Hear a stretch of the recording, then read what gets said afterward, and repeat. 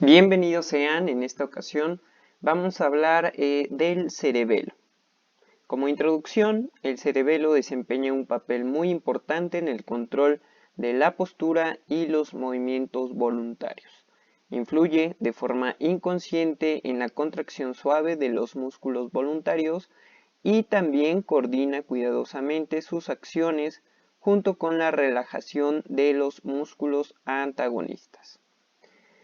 Para dividir la clase tenemos la estructura macroscópica. El cerebelo se divide en lóbulos, estos en lobulillos, y también tenemos dentro de esta macroscopía los 4 núcleos. Dentro de la microscopía nos enfocaremos en las células de la corteza y finalmente revisaremos los vasos sanguíneos. Dentro del aspecto macroscópico del cerebro, este está situado en la fosa craneal posterior. Se encuentra en la parte superior de la tienda del cerebelo y ocupa una posición posterior al cuarto ventrículo, el puente y el bulbo raquídeo. Tiene forma oval y está constreñida en su parte media.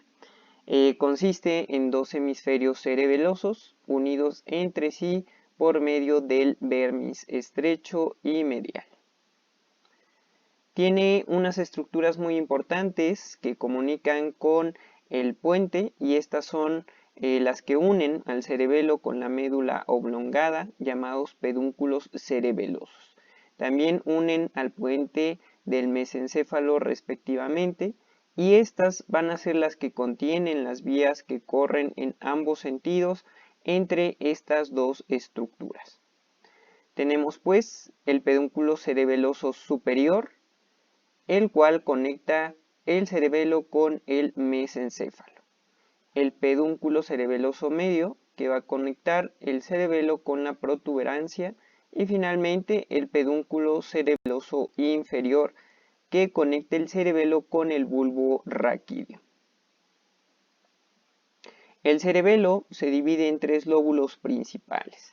Vamos a tener el arquicerebelo de color azul, también llamado vestíbulo cerebelo por su conexión a nivel de los núcleos vestibulares, también llamado lóbulo flóculo nodular. El paleocerebelo, también llamado espinocerebelo o lóbulo anterior de color rojo, y finalmente el neocerebelo, también llamado córticocerebelo o lóbulo posterior de color verde. Aquí tenemos un corte sagital en el cual podemos ver las distintas estructuras. En el número 1, el arquicerebelo o vestibulocerebelo, que es el más pequeño de ellos. El número 2, pareocerebelo o cerebelo espinal. Y el número 3, que es el más grande, el neocerebelo o cerebro-cerebelo.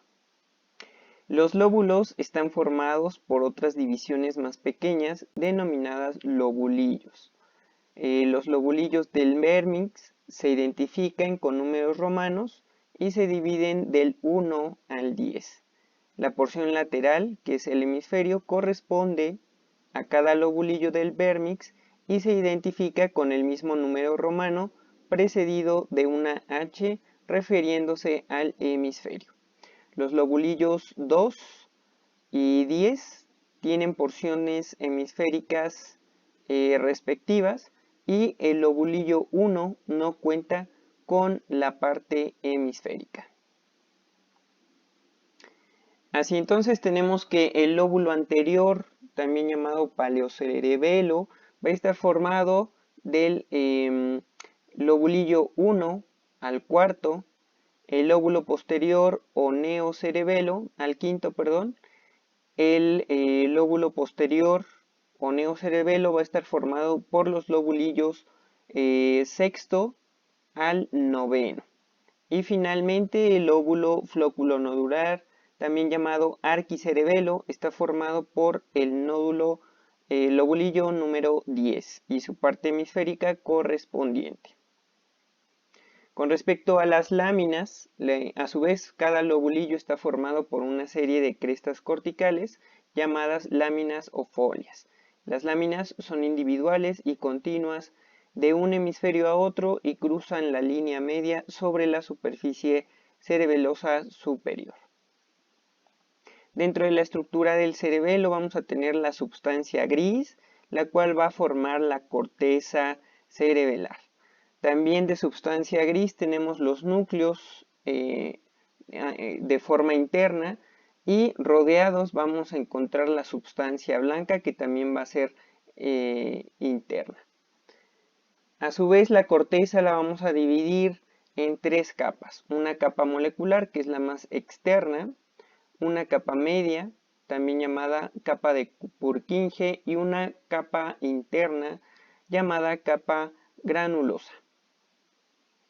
Dentro de la capa molecular, esta contiene dos tipos de neuronas inhibidoras, las células estrelladas y las células en cesto o canastilla. Estas se encuentran entremezcladas entre las dendritas de las células de Purkinje, que es la capa media. Por su parte, la capa de Purkinje o capa media, aquí encontramos que las células de Purkinje son neuronas GABAérgicas localizadas en la corteza del cerebelo, pero también se pueden localizar en el miocardio. Las células de Purkinje son las únicas neuronas eferentes del córtex cerebeloso. El axón que nace de las células de Purkinje atraviesa la capa granulosa y entra en la substancia blanca. A su vez tenemos una división. En el caso de los axones que se proyectan a los núcleos del cerebelo, estos van a ser las fibras cerebelosas corticonucleares y estas salen de todas las áreas del córtex. Por su parte, los axones que se proyectan a los núcleos vestibulares van a ser fibras cerebelosas córtico-vestibulares. Se originan principalmente en partes del vérmix y del lóbulo flóculo nodular. La capa más interna o granular, en esta vamos a encontrar tres tipos de somas neuronales. Las células granulares, que a su vez tenemos neuronas, que son neuronas más numerosas de la capa granulosa, se encuentran en todas las zonas del córtex cerebeloso. Las células de Golgi, que son las más grandes, y finalmente las células unipolares en penacho, que son las más pequeñas y presentan una distribución geográfica restringida en el córtex. Con respecto a los núcleos cerebelosos, estos, como ya dijimos, van a estar constituidos de substancia gris, van a ser 4 pares de núcleos y están compuestos por grandes neuronas multipolares, con dendritas que poseen ramificaciones simples, y a ellos llegan con facilidad fibras que entran y salen del córtex que los recubre. Los núcleos van a ser el núcleo fastigio, que se encuentra inmediatamente adyacente en la línea media, controla la antigravedad y otras sinergias musculares de la bipedestación y la marcha. El núcleo interpósito, a su vez, se divide en el núcleo globoso, interpósito posterior, y el núcleo emboliforme, interpósito anterior. Efectúa las oscilaciones voluntarias con movimientos alternantes. El núcleo dentado, por su parte, es el más lateral y de mayor dimensión. Es como tal una lámina ondulada de células con aspecto de bolsa de papel parcialmente arrugada. Ayuda a iniciar los movimientos voluntarios. Dentro de las funciones del cerebelo lo tenemos por zonas. Tenemos la corteza del vérmix de color rosa. Estos influyen en los movimientos del eje mayor del cuerpo, es decir, cuello, los hombros, el tórax, el abdomen y las caderas. Por su parte, la zona intermedia o paravérmix controla la coordinación y el tono de los músculos de las partes distales de los miembros, sobre todo de las manos y de los pies del mismo lado del cuerpo. La zona lateral interviene en el planeamiento de los movimientos secuenciales de todo el cuerpo y participa en la elevación consciente de los errores del movimiento. Por su parte, las funciones de acuerdo a los lóbulos, tenemos al arquicerebelo, que es el área responsable de controlar y regular el equilibrio y los movimientos de los ojos. Aparte, tiene funciones dentro del equilibrio, control postural, orientación espacial, balance y equilibrio. Lo podemos dividir en dos zonas: el vestíbulo cerebelo medial, que controla la musculatura axial, modula los núcleos vestibulares, y el vestíbulo cerebelo lateral, que tiene que ver con los movimientos de seguimiento ocular y el control del reflejo vestíbulo ocular. Por su parte, el neocerebelo tiene funciones cognitivas principalmente, como la percepción visoespacial, procesamiento y modulación de emociones y el lenguaje.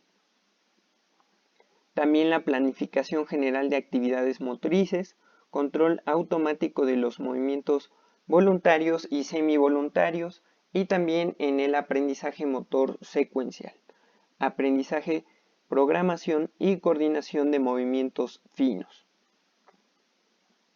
Por su parte, el paleocerebelo regula el tono muscular, controla los movimientos de porciones distales de extremidades y recibe primariamente información propioceptiva y exterioceptiva de cabeza y cuerpo. Aquí tenemos la función del cerebelo y aquí se estructura cada una de las afecciones que puede haber, sobre todo a nivel de reflejo vestíbulo-ocular. Por su parte, en cuanto a la irrigación del cerebelo, tenemos las tres arterias principales que lo irrigan. La pica, que es la arteria cerebelosa posterior-inferior, que esta procede de la arteria vertebral. Irriga el bulbo posterolateral, incluido el cuerpo restiforme, que no es más que el pedúnculo inferior, el plexo coroideo del cuarto ventrículo y regiones caudomediales inferiores como el vértex. Por su parte, la AICA o arteria cerebelosa anterior-inferior tiene su origen de la arteria basilar. Esta va a irrigar partes caudales del pedúnculo cerebeloso medio, el plexo coroideo que sale del foramen de Luschka, regiones caudolaterales inferiores y partes caudales del núcleo dentado. Finalmente, la arteria cerebelosa superior tiene su origen en la arteria basilar y va a irrigar toda la superficie superior del cerebelo, la mayor parte de los núcleos cerebelosos y partes rostrales del pedúnculo, tanto cerebeloso medio como cerebeloso superior. Para finalizar, dentro de las conexiones del cerebelo tenemos que las principales van a estar dadas por el arquicerebelo, sus aferencias provenientes de los núcleos vestibulares y de la corteza visual a través de los núcleos de la protuberancia, cuyas eferencias van directamente a los núcleos vestibulares, y estas mediante fibras córtico-vestibulares y córtico-nucleares. Eso es todo por este tema, espero les sirva de mucho. Muchas gracias y hasta luego.